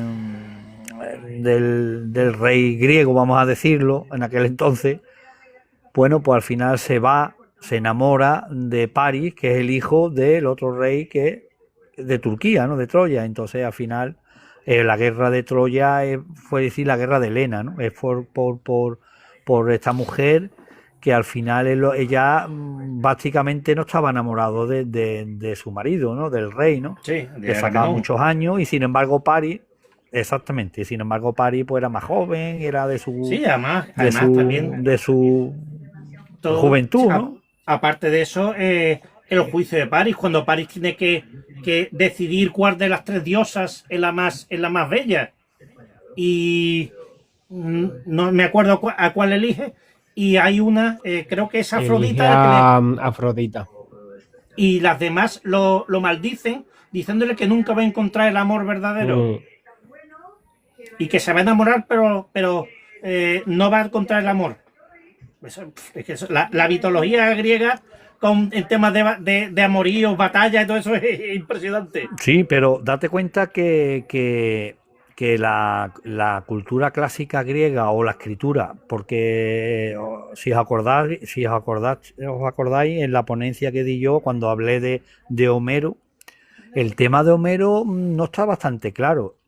Para algunos es una persona. Homero es una persona. Es un mote, como yo he dicho, pero es una persona. Sin embargo, para otros estudiosos de este tema, pues dicen que es una unión, o vamos a decir, una congregación, o como queramos, de poetas, ¿vale? De poetas que no son de la misma generación, que no decir que son de la misma, ¿no? Sino que hay historias contadas ahí que son de varios poetas y que sin embargo con el seudónimo de Homero, pero al final cuentan la misma historia. Una historia de amor, una historia de esos casamientos que se hacía por poderes, y luego la estrategia. Un ejército, imagínate el griego, con todos los dioses, no puede conquistar la nobleza y la fuerza de Troya. Y al final, ¿cómo lo doblegan? Pues con la estrategia, el caballo de Troya, ¿vale? La estrategia. Me escondo aquí varios hombres desde dentro ataco. O sea, cuando te das cuenta, tiene un argumento, pero que hoy en día tú cambias, tiene el mismo, o sea, la misma historia, lo que hace es que cambia los protagonistas y al final es lo mismo, es el quién gana, el bien, el mal, son los dioses, no son los dioses. Al final lo que te dice es que el hombre muere por sí solo y siempre de adentro afuera, desde el corazón hacia afuera. Sí. Troya fue descubierto por Schliemann, ¿vale? Al final del siglo XIX, y eso no significa que bueno, si existe Troya, existe Aquiles, o existió París, existió Helena de Troya, existió Poseidón, existió la guardia de Poseidón, existió, o sea, pero realmente una historia de una guerra que básicamente no se sabe tampoco la fecha no se sabe con certeza la fecha exacta si hubo una guerra o no hubo una guerra. Yo tomo que la toma de Troya fue dentro de la guerra del Peloponeso, cuando todas las polis se están peleando entre ellas. Troya como mínimo, digo como mínimo porque yo ya he perdido la cuenta, creo que fue destruida o reconstruida 7 veces. 7 veces. Y ahora otra cosa también importante. En la Odisea se comenta de que el ejército griego llega a las playas, ¿vale? Y que en las playas pone el campamento griego y de ahí, bueno, pues desde las mismas murallas de Troya se veía la playa. Ahí está la guerra, hay un sitio, hay un asedio, en fin, y los griegos no consiguen, las murallas son impenetrables. Y se dice en la Ilíada que los griegos en una noche desmontan el campamento, cogen los barcos y se van. Y desde las murallas al día siguiente ven cómo los troyanos, los turcos, por decir, porque están en Turquía, ven en la playa y ven el caballo de Troya. Bajan y desde la playa suben una especie de colina y lo suben a la muralla. Bueno, pues Troya actualmente está a unos 7 kilómetros de la playa. Yo con eso lo dejo bastante claro. Sí. En mi libro, este último libro de la Atlántida, pues lo pongo, ¿no? Que las costas han cambiado. Otra cosa muy curiosa que no saben nuestros amigos, realmente se ha hecho un estudio que qué es lo que sería el caballo de Troya. El caballo de Troya nos lo pintan como un caballo de madera, pero realmente los estudiosos y los expertos creo que dicen que es un barco. El hipocampo es el caballo del mar, ¿vale? El barco era llamado el caballo. Los barcos son llamados caballos, los fenicios llamaban caballo del mar. Entonces, existe la posibilidad de que fuera un barco muy bonito, que hubiesen dejado un barco muy bonito allí o algo, un monumento, algo. Lo que sí se sabe que era de madera, no era de metal. Uh-huh. Y que bueno, eso parece ser que eso lo introdujeron dentro de las murallas de Troya. Troya, de esas 7 veces de esas 7 veces que se ha reconstruido, como mínimo 3 fueron de incendio. Así que algo de particular tuvo que haber ahí en Troya. Fue muy importante esa ciudad, ¿no? Y como ellos pensaban que los dioses le habían dejado el regalo, pues cayeron como chinches después. Eso son enseñanzas, ¿eh? O sea, la filosofía, lo dije en la ponencia. El antiguo filósofo, cuando Platón crea la academia y ahí se dan varias disciplinas que hoy en día son ciencias. Por ejemplo, se dan matemáticas. La escuela de Pitágoras era muy importante para Platón. Entonces, cuando nosotros creemos que los griegos, los antiguos, eran tontos, no eran tontos. Eran bastante inteligentes, sobre todo para sobrevivir, claro. ¿no? Hoy en día lo tenemos Claro. todo al alcance de la mano, pero en aquel entonces había que ser muy listo para sobrevivir Sí, día a día. Entonces, no sé yo a dónde iremos, no sé yo dónde iremos. joder. Las eternas preguntas. Bueno, hermanos, A saber. vamos a ir cerrando la reja de la crista y, y vamos a encomendaros para la semana que viene. Que hemos hablado que vamos a tocar un tema bastante terrorífico. Vamos a hablar de los Inmaturis.